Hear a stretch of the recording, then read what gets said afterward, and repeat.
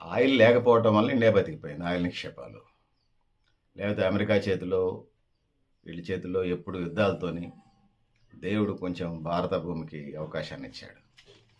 అమెరికాకి అదే కార్యక్రమం, యుద్ధం చేయడం, ఆయుధ వ్యాపారమే. లేటెస్ట్‌గా ఇరాన్ మీద దాడి మొదలుపెట్టింది ఇజ్రాయెల్ నుంచి అమెరికా. ఇజ్రాయెలు, అమెరికా వేరు కాదు. ఇజ్రాయెల్ హ్యూమన్ బాడీ అయితే గుండె అమెరికా.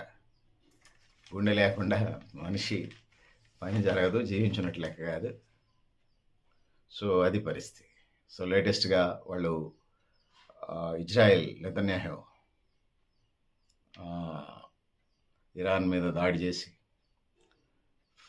జెట్ విమానాలని, ఫైటర్ విమానాలని ఇప్పటికే 200కు పైగా పంపించి, ఇప్పుడున్న సమాచారం ప్రకారం ఖొమైనీ ఆ దేశ అధ్యక్షుడి యొక్క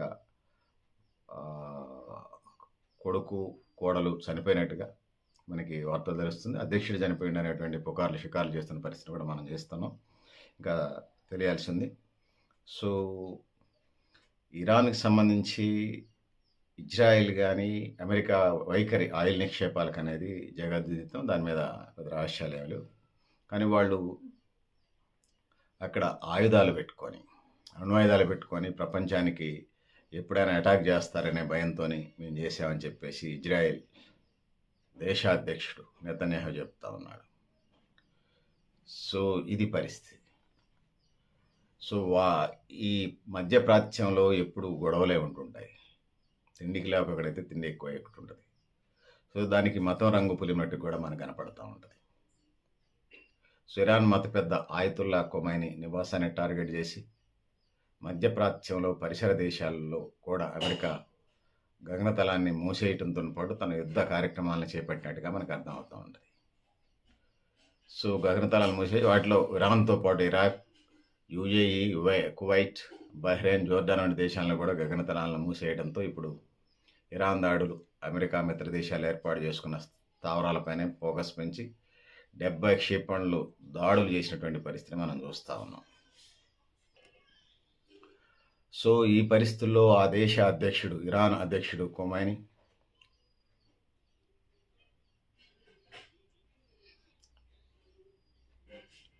ఇరాన్ అధ్యక్షుడు పెజెస్కి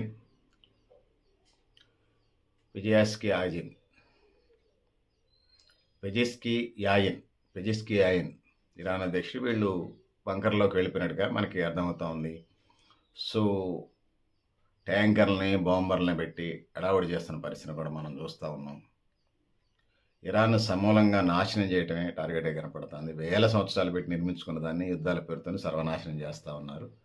ఒకటి అమెరికా సామ్రాజ్యవాదం, ఆయుధ వ్యాపారం, రెండో వైపు వీళ్ళు ఫ్రెండ్లీనెస్ లేకుండా యుద్ధాలకు వెళ్ళటం. సో ఈ పరిస్థితి మనకు కనపడతా ఉంది. సో యుద్ధం ఎప్పుడు సంపదను సృష్టించదు. యుద్ధం ఎప్పుడు శ్మశానాల నిర్మాణాన్నే చేపడుతుంది. ఇది నిజం. సో ఇజ్రాయెల్ నేతృత్వంలోని 3వ ప్రపంచ యుద్ధం వచ్చేసింది అనిపిస్తూ ఉంటుంది. ఉక్రెయిన్, రష్యా ఒకవైపు ఆపరిస్తున్నది. వెనిజులా అధ్యక్షులు దంపతుల్ని తీసుకెళ్లి నిర్బంధించడం, మెక్సికోలో మాఫియా డాన్ల అంతం వంటి సంఘటనలన్నీ కూడా అమెరికా ఒత్తాస్తోనే జరుగుతున్నట్టుగా మనకు అర్థమవుతా ఉంది. సో ఏది ఏమైనప్పటికీ ప్రపంచవ్యాప్తంగా యుద్ధాలు ఏదో ఒక మూల జరుగుతూనే ఉన్నాయి. వీళ్ళు మనుషులా, జంతువులా?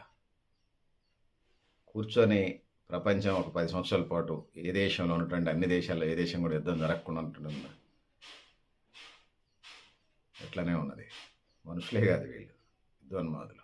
సో మనం చూసాం ఉక్రెయిన్కి సంబంధించి వచ్చినప్పుడు, ఇప్పుడు ఇరాన్కి కూడా ఆ పరిస్థితి ఉన్నది. అనేక మంది వలసపోయే పరిస్థితి, చాలామంది చనిపోయే పరిస్థితి, ముఖ్యంగా స్కూల్స్ మీద, హాస్పిటల్స్ మీద బాంబింగ్ చేయటం. దానివల్ల చాలామంది వృద్ధులు, పిల్లలు, అనారోగ్యవంతులు చనిపోవటం, గాయస్తులు కావటం. ఈ యుద్ధం ఎన్ని రోజులు జరిగిద్దో అంత చెక్కకుండా ఉండటం. సో ఇప్పుడున్న పరిస్థితుల్లో అమెరికా సామ్రాజ్యవాదం, ఇజ్రాయిల్ రాజ్యాకాంక్ష పిపాస ఇవి తోడై ముఖ్యంగా ఇవాళ ఇరాన్ని ఇబ్బంది చేసే పరిస్థితి మనకు కనపడతా ఉంది. ఆ దేశ ప్రజలు ఏ జన్మలో ఏం చేసుకున్నారో పాపం ఈ జన్మలో అనుభవిస్తున్నారు. ఆ దేశంలో పుట్టడం, ఇంక ఇతర దేశాలు ఏడాన్ని పుట్టుంటే ఆ పరిస్థితులు వచ్చి ఉండేగా. సో యుద్ధం ఎప్పుడు శ్మశానాలనే నిర్మిస్తుంది, సంపదను ఎప్పుడు సృష్టించదు. మధ్యయుగాల నుంచి ఆధునిక యుగంలో ఉన్నటువంటి దేశాలని మధ్యయుగాల నుంచి పురాతన యుగాలకు తీసుకుపోద్ది తప్పితే మరొకటి ఉండదు అనేది మనం చెప్పక తప్పదు. ఇట్లాంటి పరిస్థితులన్నీ ఉన్నాయి. సో చాలామంది వలసపోతారు, దేశాన్ని వదిలిపెట్టిపోతారు, క్షతగాత్రులు అవుతారు, జైళ్ళకు పోతారు, గాయాల పాలవుతారు. సో శరణార్థులుగా మారుతారు, పేదరికంలో మగ్గుతారు, నిరక్షరాస్యతలో మగ్గుతారు, అవిద్యలో మగ్గుతారు, పేదరికంలో మగ్గుతారు, లిటరసీ రేట్ తక్కువగా ఉంటుంది. ఎటు చూసుకున్నా ఇక మళ్ళీ ఆధునిక అభివృద్ధి చెందుతున్నా, అభివృద్ధి చెందబోతున్నా అనే కార్యక్రమం ఉండదు. ఖచ్చితంగా ఆధునిక యుగం నుంచి మధ్యయుగాల నుంచి పురాతన యుగాల్లోకి అభివృద్ధి నెట్టేయబడుతుంది. ముఖ్యంగా మాతా శిశు మరణాలు పెరుగుతాయి, లైఫ్ స్పాన్ తగ్గుతుంది, పౌష్టికారాల సమస్యలు వస్తాయి, సాగునీటి త్రాగునీటికి సంబంధించిన విద్య వైద్య ఉపాధికి సంబంధించిన తినడానికి తినడానికి ఇల్లు కట్టుకోవడానికి బట్ట అసలు ఈ నినాదాలు వినపడవు. ఖచ్చితంగా సమాజాన్ని దేశాన్ని భ్రష్టు పట్టించడానికి అమెరికన్ సామ్రాజ్యవాదం, దానికి తోడైనటువంటి ఇజ్రాయిల్ ఆ పేర్లతోని యుద్ధాలు చేస్తున్నటువంటి పరిస్థితిని మనం చూస్తూ ఉన్నాం. సో అణ్వాయుధాలు ఎవడు దేశం వాడి ఇష్టం, వాడు అణ్వాయుధాలు చేసుకుంటాడు. సో ఆ అణ్వాయుధాల పేరుతోని అణ్వాయుధాలతో దాడి చేస్తారనే పేరుతోని వాళ్ళు అట్లా వ్యవహరించడం ఇజ్రాయిల్ కానీ లేకపోతే దానికి సంబంధించినటువంటి అమెరికా ఆయిల్ నిక్షేపాలకు సంబంధించిన అంశం తప్ప మరొకటిగా మనకు అనిపించదు. సో ఎవరి దేశాన్ని వాళ్ళు పరిపాలించుకోవాలనే కామన్ ఎజెండా అయితే ఉన్నది, కానీ అమెరికా దీన్ని ఎప్పుడో తొంగలో తొక్కినట్టుగా మనకు అనిపిస్తుంది. పెద్దలారా మిత్రులారా, ఇది పరిస్థితి. సో అమెరికన్ సామ్రాజ్యవాదం తెలియని వాళ్ళు ప్రపంచంలో ఎవరు లేరు. డొనాల్డ్ ట్రంప్ ఉన్నా, ఇంకొకడున్నా ఎవరున్నా కూడా ఆ దేశ విధి విధానాలు అట్లనే ఉంటాయి. ఆయుధ వ్యాపారం, యుద్ధోన్మాదం, వలసవాదం, సామ్రాజ్యవాదం.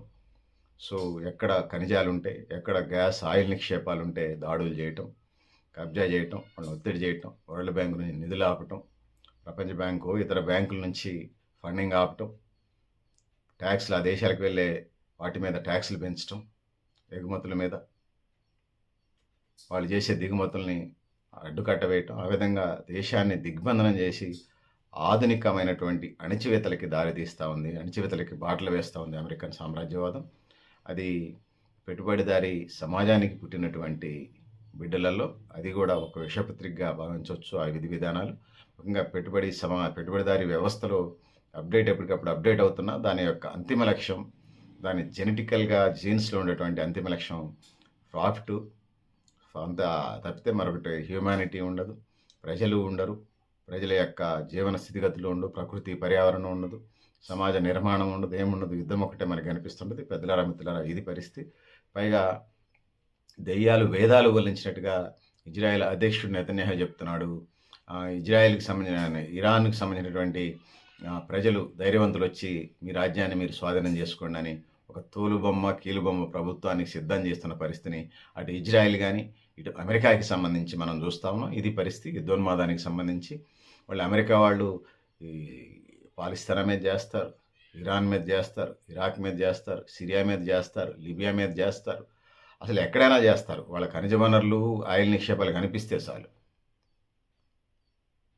ఒకడు కామంతో కూరకపోయినాడు, ఒక ఫంక్షన్లో లేడీస్కి వెళ్ళి మహిళలకి వెళ్ళి కామంతో చూసినట్టుగా ఈ సామ్రాజ్యవాదులు ఎప్పుడు ఖనిజ వనరులు ఎక్కడున్నాయి, ఆయిల్ నిక్షేపాలు ఎక్కడున్నాయి, ఎంత దొబ్బకొచ్చుకుందాం, ఎంత దోచుకు అనే కార్యక్రమాలు ఇక్కడ కనపడుతుంటే పెద్దలారా మిత్రులారా, ఇది పరిస్థితి. మీరు కూడా మీ అభిప్రాయాన్ని కామెంట్ బాక్స్ రాయడం తెలియజేస్తూ నేను గరిడేపల్లి సత్యనారాయణ, న్యూ లక్ష్య ఆర్గనైజేషన్. థ్యాంక్ యూ ఉండాలి పెద్దలారా.